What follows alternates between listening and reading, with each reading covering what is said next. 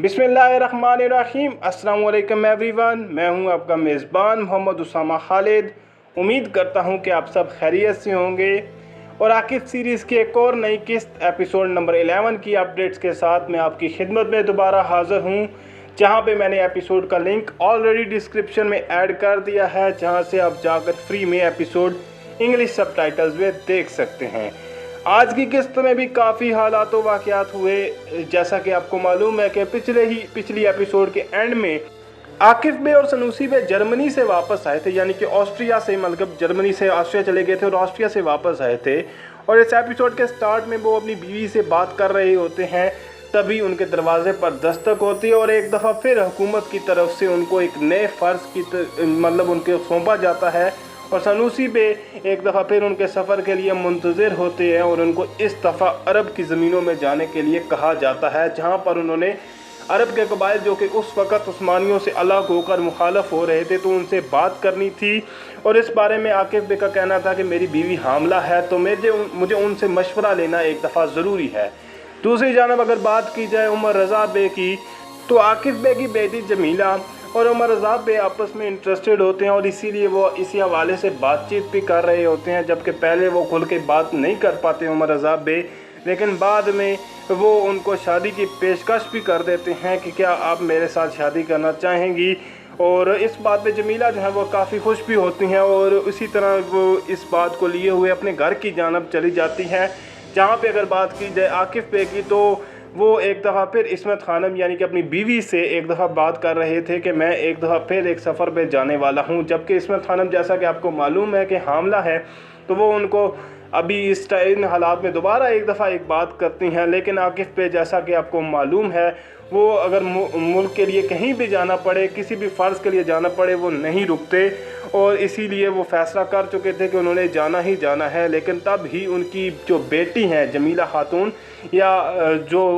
उमर रज़ा बे की ख़बर लेकर वो अपने घर में दाखिल होती हैं और उनको कहती हैं कि उमर रज़ा बे ने उनको शादी की पेशकश की है, जबकि उनको मालूम नहीं होता कि आकिफ बे भी उस वक्त घर में मौजूद हैं।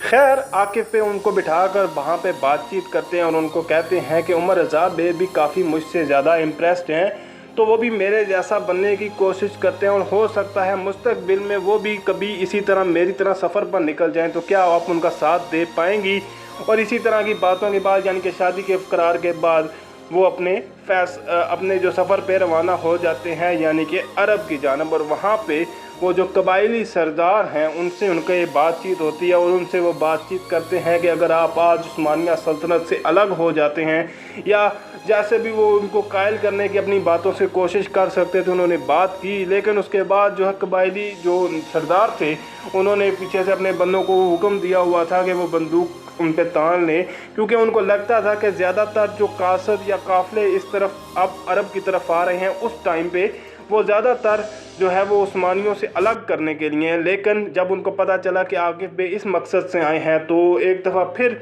अरब और जो उस्मानियों का इत्तेफाक था वो उन्होंने कायम किया और अपना जो उनका जो मकसद था सफ़र का वो मुकम्मल हो चुका था। और इसके बाद वो वापसी पर अपने सफ़र की जानब थे कि अब वो इस्तांबुल के लिए कोई ट्रेन पकड़ें और वहाँ से अपने घर की तरफ रवाना हो। और इन हालात में जब उनकी बीवी हामला है और उनके घर में या ज़्यादा पैसे भी नहीं हैं, तो काफ़ी मुश्किल हो रही थी वहाँ पे घर में भी। जबकि आकिफ पे एक स्टेशन पर रुकते हैं, मतलब उनको नज़र आता है, वहाँ पर जाते हैं और वहाँ पे जो शख्स होता है उससे पूछते हैं कि ट्रेन कब आएगी, तो वो उनसे बताता है कि पिछले 5 माह से मैं ख़ुद इंतज़ार कर रहा हूँ लेकिन कोई ट्रेन नहीं आई।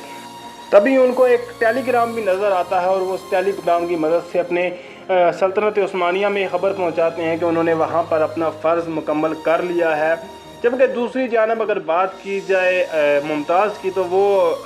जो फ्रू है उनके साथ इस बात को डिस्कस कर रहे होते हैं कि ये जंग कभी नहीं ख़त्म होगी। तो फ्रू उनको कुछ पैसे निकाल के देता है कि आप इन पैसों से जाकर लोगों की मदद कीजिए और उनको बताइए कि अंग्रेज़ उनके ज़्यादा मददगार हैं और उनको ये साबित कीजिए अगर अंग्रेज़ उनके साथ होंगे तो वो इन हालात में नहीं पड़ेंगे, यानी कि जो उनकी चालें थी उस वक्त की।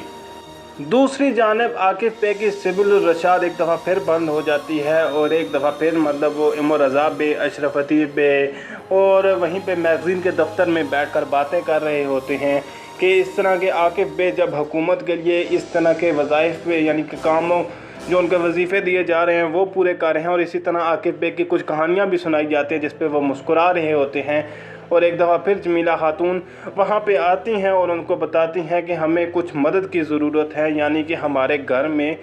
पैसे जो हैं वो बिल्कुल ख़त्म हो चुके हैं और आकिफ बे का भी अभी कुछ पता नहीं है कि वो कब तक आएंगे। तो इस बात को यानी कि सुनने के बाद जो अशरफ अदीब बे हैं वो रोने लग जाते हैं और कहते हैं कि मतलब ये इनकी हालात ये होते हैं कि देखें, जब आकिफ पे अपने मुल्क के लिए इतना कुछ कर रहे हैं तो उनकी फैमिली जो है, उनका ख़ानदान जो है वो किस तरह के हालात से गुज़र रहा है। दूसरी जानब अगर आकिफ पे की बात की जाए तो जिस रेलवे स्टेशन पे वो क़याम पज़ीर थे वहीं पे उन्होंने अपने कुछ पैसे जमा किए, क्योंकि वहाँ पे भी एक हामिला खातून थी जो कि एक बच्चे को जन्म देने वाली थी, और वो भी पिछले 5-6 महीनों से ट्रेन के इंतज़ार में थी कि ट्रेन आएगी और तो वो शहर में जाकर अपने बच्चे को पैदा कर सकेगी, लेकिन ऐसा नहीं हुआ, ट्रेन नहीं आई। और वहाँ पे उनकी वालदा जो है यानी कि उनकी अपनी बीवी वो उनको भेज देती हैं अपने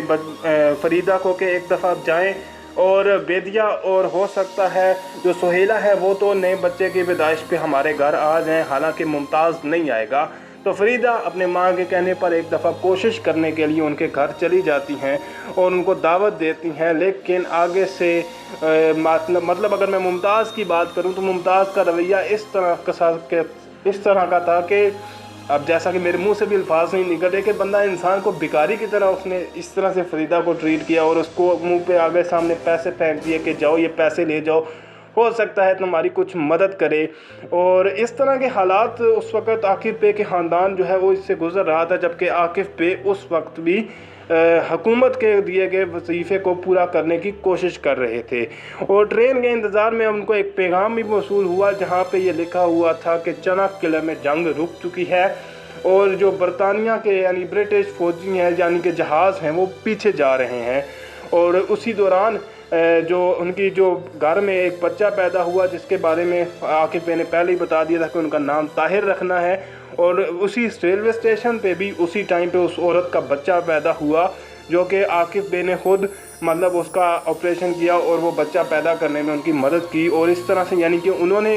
किसी का बच्चा पैदा करने में मदद की, इसी तरह अल्लाह ताला ने उनकी भी मदद की, तो वो किसी न किसी तरह से इसमें कामयाब हो गए और नए आने वाले बच्चे का नाम ताहिर जो कि आकिफ बे के वालिद थे उनके नाम पर रखा गया।